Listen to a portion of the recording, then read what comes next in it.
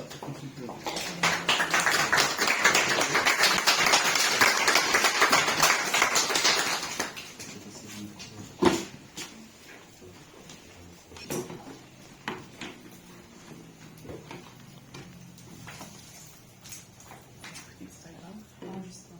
vais essayer de parler fort. Bonjour.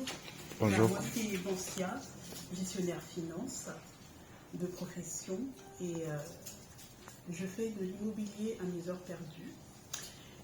Jessica, donc je suis très très fière du parcours et de tout ce qu'elle propose aujourd'hui à notre communauté, me plaît énormément. Ça, j'avais pas prévu de le dire, mais je trouve que Jessica nous propose ce que nous allons chercher, nous, souvent, en tant que chrétiens, parce que je suis chrétienne, ailleurs, auprès d'autres coachs qu'on trouve un peu partout, des très connus ou pas. Aujourd'hui, on a Jessica dans notre communauté qui nous le propose. Elle est à ses débuts, et j'ai confiance qu'avec le temps, lorsqu'on a des intervenantes comme Madame, vraiment très intéressant. Et tout ce que vous avez dit m'a aussi fait penser à un sujet qui est beaucoup abordé aussi dans notre communauté, des blessures émotionnelles et tout ça. Donc vraiment, merci beaucoup. Et donc moi, je suis là aujourd'hui pour partager avec vous sur l'importance d'avoir vous partager, sur l'importance de savoir formuler nos prières.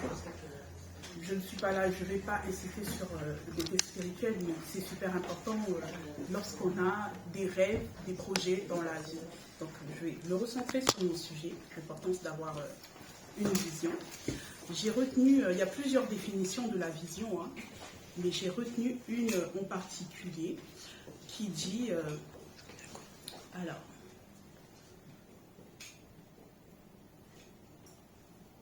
la vision, c'est l'action de voir, de se représenter en esprit. Et je crois que tous, depuis tout petit, on a eu des rêves. On a pensé à ce qu'on aurait aimé être quand on sera grand.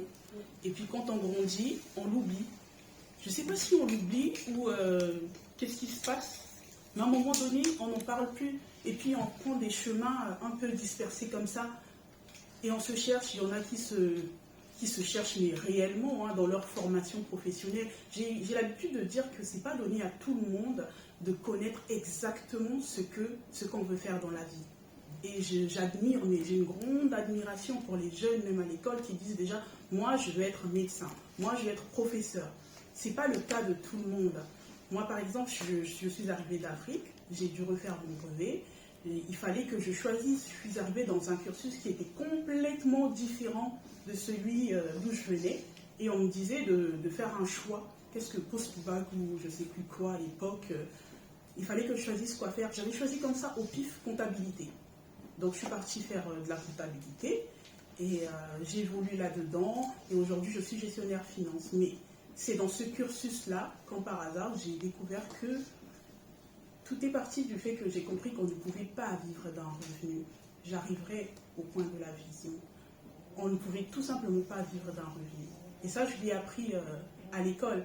Quand mes professeurs de gestion, comptabilité disaient en plus de professeur, je suis ceci. En plus de professeur, je suis cela. Je me suis dit, ok. Et quand j'étais sur le banc de l'école, j'avais et ma bourse et des petits revenus comme ça parce que je faisais des petits boulots d'opératrice de saisie. Ceux qui font comptabilité le savent. À un moment donné, je me suis retrouvée à ne plus avoir de bourse et à n'avoir que ce revenu-là. Et puis quand j'ai fini, j'ai commencé à avoir qu'un salaire. Je me suis dit, c'était pas grand-chose, mais je me suis dit, c'était plus intéressant quand j'en avais deux. Et là, je me retrouve avec un seul. Même à mon âge, j'ai grandi, mes parents m'ont appris cela, toujours aider nos parents, toujours mettre la main à la pâte à la maison. Ça ne va pas dans le sens où, comme disait Madame Gatti, où on a la surcharge de l'aîné. Bon, j'ai pas connu ça, même si je sais que c'est de vraies réalités dans la communauté africaine.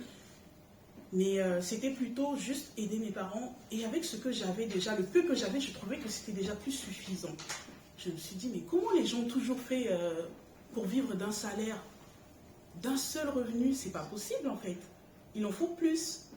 Donc là, j'ai commencé à chercher des moyens et j'ai rencontré un ami qui m'a parlé du livre Père riche, Père pauvre de là, j'ai fait mon premier investissement en assurance vie. J'ai découvert qu'on pouvait investir son assurance vie et tout ça. Et c'est comme ça que j'ai commencé. Ensuite, en avançant, j'ai commencé à m'informer. J'ai découvert le développement personnel.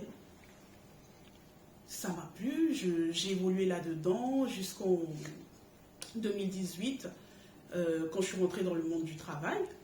Mais j'ai continué à vouloir quand même avoir 2 salaires, 2 revenus, sinon plus. Parce que je me disais, comment on fait pour avoir plus de revenus? Parce que moi, je ne veux pas d'un seul salaire. Je ne veux pas d'un seul revenu. Et j'ai continué à creuser là-dedans. Et puis, je commençais à m'intéresser à l'immobilier. Aujourd'hui, c'est l'immobilier pour moi. J'ai trouvé ma voie. Mais vraiment, c'est la voie que j'ai trouvée. Et aujourd'hui, quand j'imagine la vision que j'ai de ma vie par rapport à l'immobilier, c'est énorme. Vous voyez, je me dis, je peux faire tellement de choses là-dedans. Mon encouragement aujourd'hui pour chacun de nous, c'est surtout cet appel à rêver grand, à ne pas se limiter, mais vraiment ne pas se dire qu'on ne peut qu'avoir un salaire, un revenu. Vraiment, je trouve que ce n'est pas possible. L'importance d'avoir une vision, ça c'est un peu le point de... Je dis le pourquoi de l'importance d'avoir une vision. Myriam en a parlé quand elle a dit par rapport aux enfants, on sait, c'est vraiment important lorsqu'on sait que tout ce qu'on peut faire avec les revenus qu'on peut avoir dans notre vie pourra servir à d'autres. On n'aura pas besoin de aider en grinçant les dents, comme elle a dit tout à l'heure, parce qu'on en a un peu plus. On n'a pas besoin de se tourner vers une assistance sociale parce qu'on a un seul revenu. Une fois qu'on en a plus, il n'y a plus ce souci-là. Et vraiment, moi, ce que je pourrais partager avec vous aujourd'hui, c'est oser, croyez, réaliser ces rêves que vous aviez autrefois quand vous étiez petit, de vous dire que peut-être que vous vouliez être astronaute. Je ne sais pas si c'est un exemple, vos enfants, poussez-les, parce que je vois là, devant moi, il y a des mamans, poussez vos enfants. Il n'y a pas de limite à ce que chacun de nous peut faire. On peut faire tellement des choses incroyables.